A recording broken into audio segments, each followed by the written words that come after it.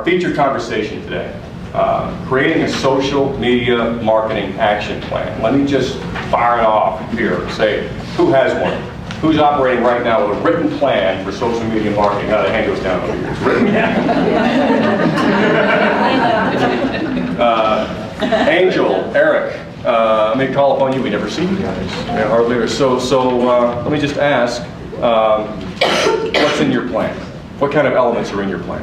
I think it's in loose form. I wouldn't say it's like nailed down, because every time we set a goal, we end up blowing it away. And so it's one of those things that we kind of have general goals, if you will. Specific, timely, measurable. We're not very smart about that, but we sure are very successful. We're very social about it. Who else has documented plans? Well, I have a CRM that I use to manage my new media marketing, which is social media marketing. And I identify who my emails are going to, what category they are. If you're a woman business owner, that's identified. If you're over 50, that's identified. Clients, prospects, that kind of thing. That's kind of what I keep track of, and most of it is social media. But before I keep going on, Brad, you well, I was going to say that sounds like a real good. He's using CRM to really touch his clients and manage his accounts through what CRM systems are really meant to do. I'm not sure that's really social media, unless he's integrating both the social media concepts with CRM and then keep I mean, that's basically what's pushing it as well. As I do 7 touches, I believe in the 7 touches. And that actually identifies who I've talked to, or who has gotten a touch, what program, or what marketing email program that they've gotten.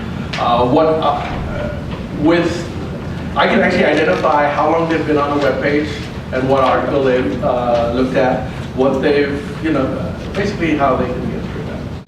This is always a good fundamental place to start, is to listen and monitor and see what that conversation is, right? So one way to do that is you log on to Facebook, for example, and you tell it, I'm going to serve as the page. I'm going to be here as the page, and use that persona, that identity, and then you click that home button, and you go there, and it's just like you as a person would, and here's this incoming data. Well, where's the data come from? From the business pages that you liked as the page, right? So it's good to go establish these connections, and that ought to be part of the plan. Should I start with Facebook, or should I start with LinkedIn, or should I start with this? And does one roll into another ever, or are they so kind of separate that you don't really play off of one to another so much? Two things. First of all, bless you back there, and Joyce, go ahead. I just have a real life example just happened a couple days this week. So after 4 years of dinking around, I finally get on Twitter. I've been on LinkedIn, I've been on Facebook. I'm the social media tutor. Hello, I better know Twitter. At any rate, so I get on it, and it moves at the speed of light, which is tough when you have a day job, really hard. Yeah. So at any rate, so I retweet this guy a few times, we communicate, and I write about him in my blog, which of course is on my Facebook page. Then he likes my Facebook page. Hello, see, duh, that kind of makes sense. It took me a while to get this, one-on-one. And then this other guy, and as soon as he started following me, he says, well, do you have a blog? I said, yes. So I give him my blog, and then he starts tweeting my blog post. Not too shabby. So I write about these guys, of course. You have to. They're so nice to me. New people. I'm newbies. They're holding my hands. I feel like I'm in 5th grade. Well, then I write Social Media Buddies. Go check that out. And then the guy favorites my tweet about the blog post that's about him. You with me? So it really is sweet. Jeff, did you ever thought about that? Well, yeah. You want to go where your customers are. Yes. And okay, yeah, you're going to go there too. Yeah. But if your customers are not on Twitter, don't waste your time on Twitter. If they're not on Pinterest, don't waste your time on Pinterest. And make sure that the content, if you're going to stick with Facebook, get yourself a schedule that's going to be a constant stream of stuff that's on Facebook, and just stick with that. And then later, if you're huge and big, you can hire people like Mike to take care of the rest of it. So. Well, you have to be, even if you're, if you get some tools like Hootsuite or TweetDeck or this social media dashboards, it makes it easy, right? It compartmentalizes this whole thing, breaks it into a central deal. Deb, what do you use? I use Hootsuite mostly. Okay, and Deb has multiple clients for whom she manages social media relationships, so it makes it real easy to manage and monitor.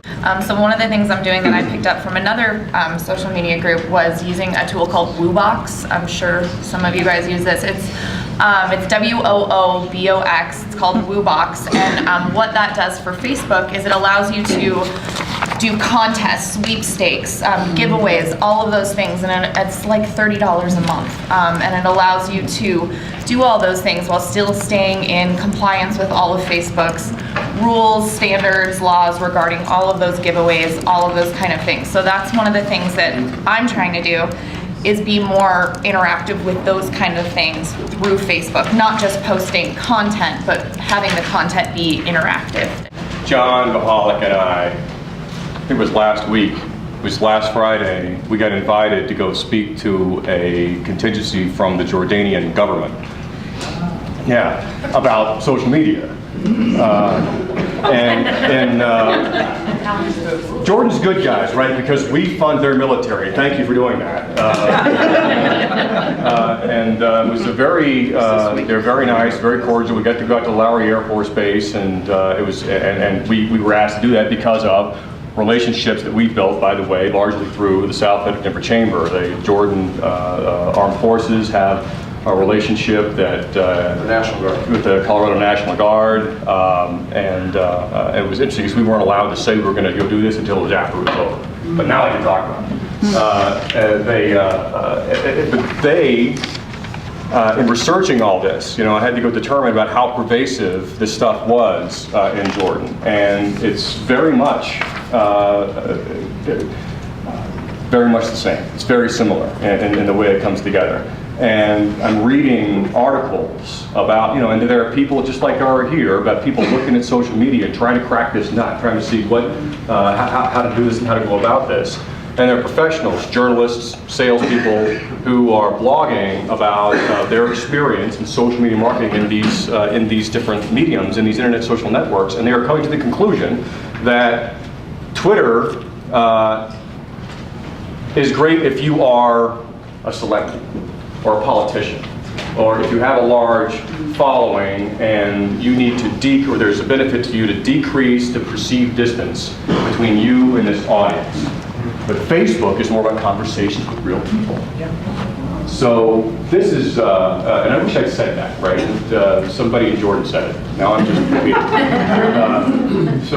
But I think this is kind of where you're going with this, right? I mean, I think this is where we all end up. So I did some consulting early on with Quest, and they had a Facebook page, as you might imagine, pretty quick, and it was just the Quest Facebook page. And it was the company, okay? And you can imagine what this was, all right? It was a whole bunch of people showing up to complain, and they were bitter, all right? They were angry. And then we tried something, we made a character. We named her Ellen, and it was Ellen's page, all right? And we changed the avatar, to a person, and now it was Ellen going on. And people still showed up, and they still complained, but they were much nicer and more amenable about the whole thing. Okay? All right? It's still a person on the other end, but you put a persona on it, and people, and it's not the same issues. They still want the same kind of help, but they're much friendlier, more engaged with a person than they are with this company. So Christine, Candy, Steph, let me ask you, when you work with clients, how receptive are most of them to putting a plan together? Nobody wants to put a plan together because it takes time. You've got to answer a lot of questions. You don't even know what questions to ask to put the plan together. So when I go to a client, I give them an outline for a plan that helps them to identify their objective. And if they don't know what their objective is, we stop there and work on it first.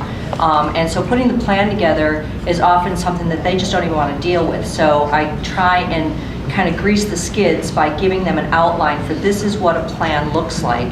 And it includes checklists and examples of how to set an objective, examples of goals that they can set, and just kind of get them started on setting a plan. So like she said, I already have this clear outline of moving forward what we can do to take the necessary steps to achieve what they want. So then we kind of skip that process of like instilling that fear in the client and saying, oh my gosh, you know, like, this is what we need to do, and this is how we can move forward with it, and how I can help you with that. We do the same thing. There's got to be a shared accountability there, right? And so we have to identify what success looks like very clearly, because if we don't have that, then it's some nebulous thing, and we could just decide this doesn't work at any time. When you put that spreadsheet together, right, when you said, okay, we're going to have a plan, we're going to put it together, what was involved in that? How did you decide on what media or what networks you were going to focus to come back to that? And then, and how do you manage that? What expectations do you set on an ongoing basis so you can do things like be a person? Well, I'm on Pinterest because I like Pinterest. I'm on Facebook because I like interacting with the people on Facebook.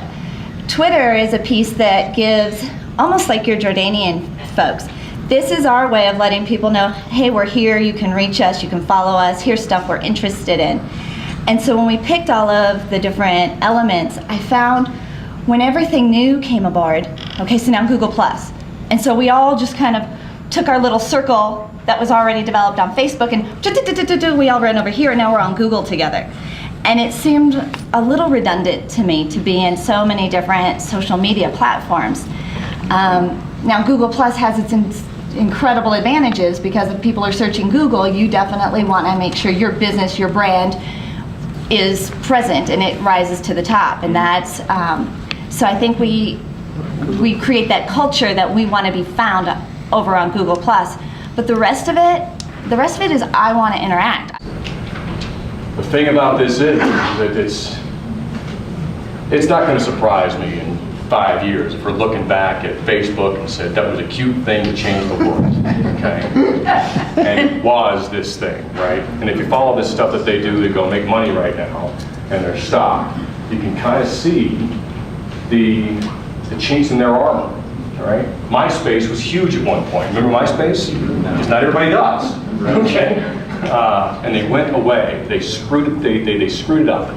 Facebook could do this too, but the way that we use the internet, the access to information, the ability to sit there and get your message out, whatever it is, whoever you are, to thousands, millions of people and have it out there forever, is here to stay.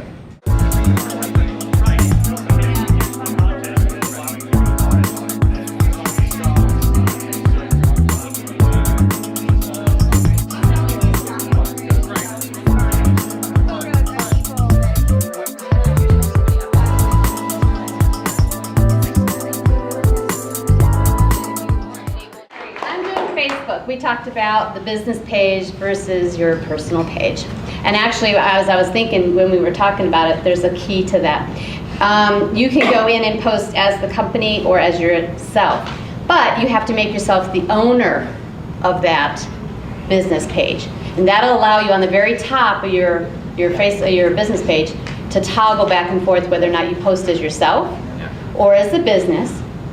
And also, when you go out and like other businesses, you can like them as yourself and it'll show up as their likes, or you can go in there and like it as a business to business. I have had requests when I've liked a business as a business, can you go in and like me as a person? So I'll go in, if I really like that one, you know, I'm not going to do it for everybody, but I'll like them as a person because then that shows up on their statistics. Business to business does not show up as a like. Okay, so that's why there are people out there asking for them to come in and do it as a person.